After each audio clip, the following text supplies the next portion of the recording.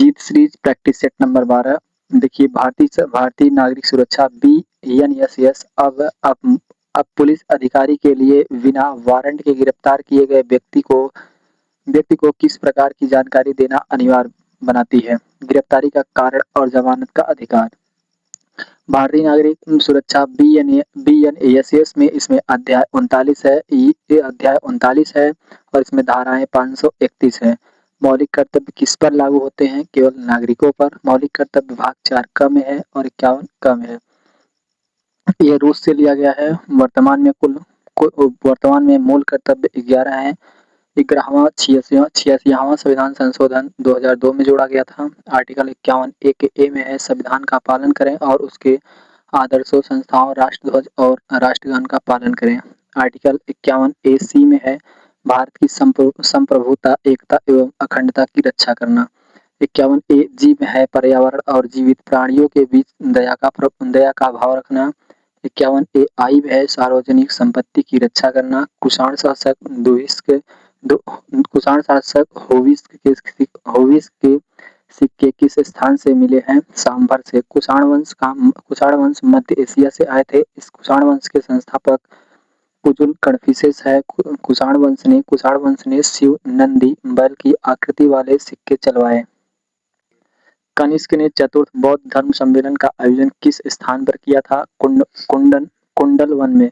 कनिष्क का अन्य नाम द्वितीय अशोक था। इसे 78वीं ईस्वी में संघ संवत चलाया था। कनिष्क के समय में मथुरा गांधार कला का विकास हुआ। कनिष्क ने शुद्ध सोने के सिक्के जारी किए। सिंध के किस शासक को हरा कर मोहम्मद बिन कासिम भारतीय क्षेत्रों पर आक्रमण करने वाला पहला मुस्लिम शासक बन गया था। दाहिर की पत्नी लाडी थी। दाहिर की पुत्रियां 2 थी, परिमला और सूर्यकला। अरबों का पहला सफल आक्रमण 712 ईस्वी में हुआ था। मोहम्मद बिन कासिम ने किया था। और मोहम्मद बिन कासिम सिंध पर जजिया कर लगाने वाला पहला शासक बना था। इन्होंने ब्राह्मण, विधवा, विकलांग पर नहीं लगाया था।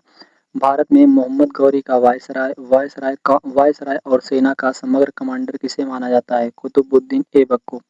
मोहम्मद गौरी का भारत पर पहला आक्रमण 1175 में सुल्तान पर।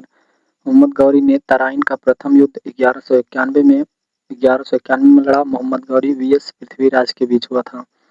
और तराइन का सेकंड युद्ध 1192 में मोहम्मद गौरी और ये पृथ्वीराज के बीच हुआ था। चंदावर का युद्ध 1194 में गौरी VS जयचंद के बीच हुआ था। पंजाब के बाहर महमूद गजनी का अंतिम आक्रमण कौन सा था? सोमनाथ। महमूद गजनी ने सन 1000 से 1027 तक कुल 17 आक्रमण किए थे। पहला आक्रमण हिंदू शासक जयपाल पर किया था 1000 या 1001 में।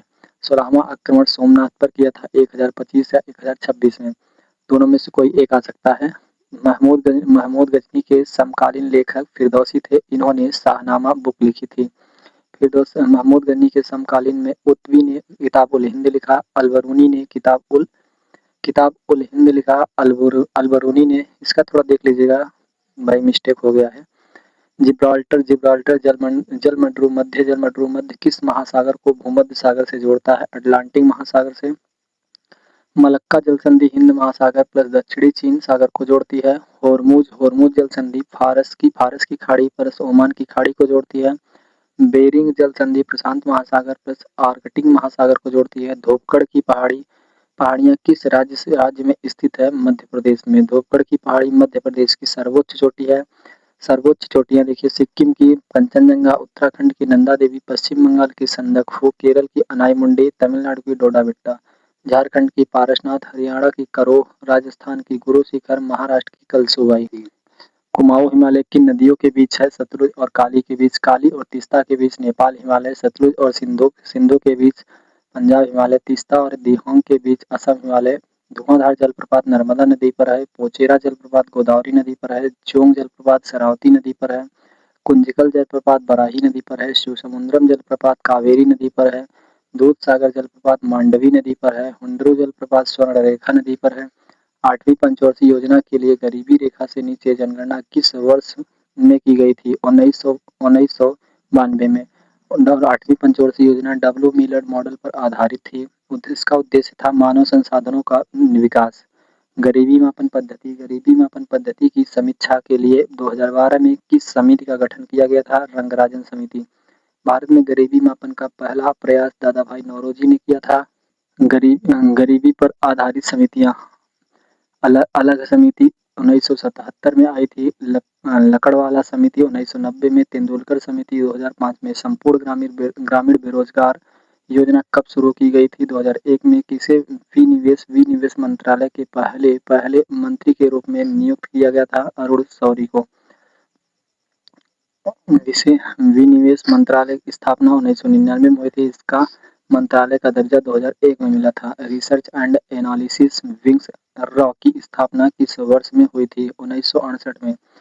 रॉ का फुल फॉर्म है रिसर्च एंड एनालाइस विंग। स्थापना 1968 में हुई थी। संस्थापक रामेश्वर नाथ काव थे। रामेश्वर को भारतीय खुफिया तंत्र के नाम से जाना जाता है। भारतीय खुफिया तंत्र के जनक हैं ये रामेश्वर। रॉ का आदर्श वाक्य है धर्मो रक्षति रक्षित। वर्तमान प्रमुख पराग चयन है। यांत्रिक ऊर्जा को विद्युत ऊर्जा में डायनेमो बदलता है। विद्युत ऊर्जा को ध्वनि ऊर्जा में स्पीकर बदलता है। प्रकाश ऊर्जा को विद्युत ऊर्जा में सोलर सेल बदलता है। विद्युत ऊर्जा को यांत्रिक ऊर्जा में मोटर बदलता है। गुब्बारों को किस गैस से भरा जाता है? हीलियम गैस से। चिप्स के पैकेट में नाइट्रोजन गैस, श्वसन के लिए ऑक्सीजन, बल्ब में आर्गन गैस, रॉकेट ईंधन में हाइड्रोजन गैस। मानव नेत्र के किस भाग पर चित्र बनता है? रेटिना पर। नेत्र का सबसे बाहरी पारदर्शी भाग कार्निया है। आंखों का रंग निर्धारित कौन करता है? परितारिका।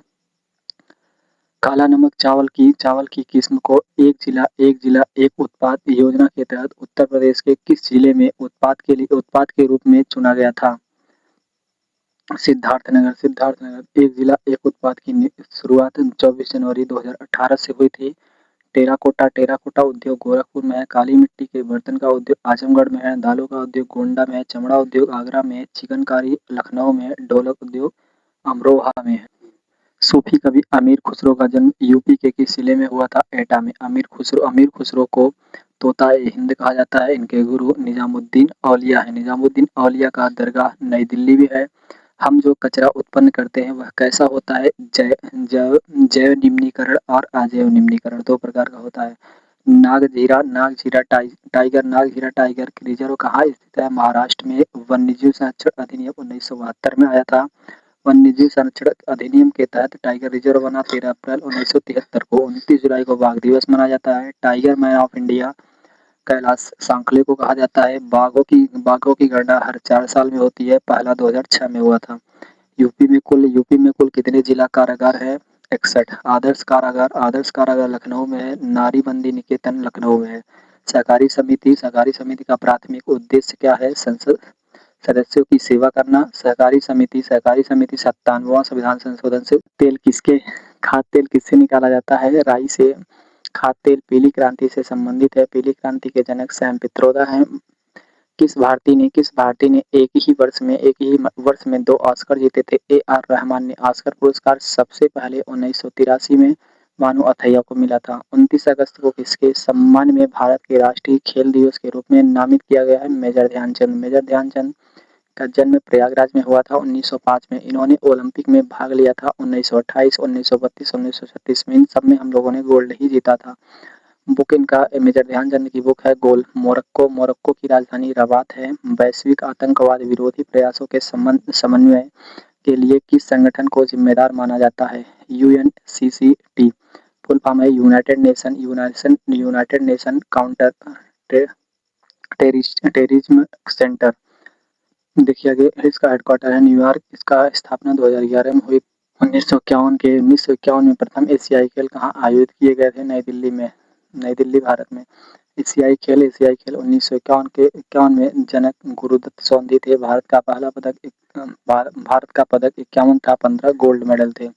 भारत का स्थान दूसरा था। पहला स्थान जापान का था। भारत का लौह पुरुष किसे कहा जाता है? वल्लभ भाई पटेल को। सरदार की उपाधि बारडोली की महिलाओं ने दी थी। इन्हें अखिल भारतीय सेवा के जनक भी कहा जाता है। इनका जन्म 31 अक्टूबर को हुआ था। राष्ट्रीय एकता दिवस के रूप में 31 अक्टूबर को मनाते हैं। इनकी मूर्ति 182 मीटर है ऊंची है। इनकी मूर्ति को स्टेचू ऑफ यूनिटी कहा जाता है। 1905 में भारत माता की प्रख्यात छवि को किसने बनाई थी? अवनींद्रनाथ टैगोर ने। भारत माता मंदिर वाराणसी में है। पंचतंत्र के लेखक विष्णु शर्मा है। स्वप्नवास वंदता के लेखक कालिदास हैं। मृच्छकटिकम के लेखक शूद्रक हैं। अर्थशास्त्र के लेखक चाणक्य हैं। हॉर्नबिल महोत्सव नागालैंड में मनाया जाता है। हॉर्नबिल पक्षी के नाम पर 1 से 10 दिसंबर तक। हाल ही में पेरिया स्वामी कुमारन को कहाँ भारत का उच्चायुक्त नियुक्त किया गया है? यूनाइटेड किंगडम में। यूपी के जीडीपी राजीव कृष्णा हैं। एनआईए के महानिदेशक राकेश अग्रवाल हैं। दोस्त ये प्रैक्टिस सेट यदि अच्छा लग रहा होगा तो इसे लाइक और सब्सक्राइब करें जरूर से जरूर।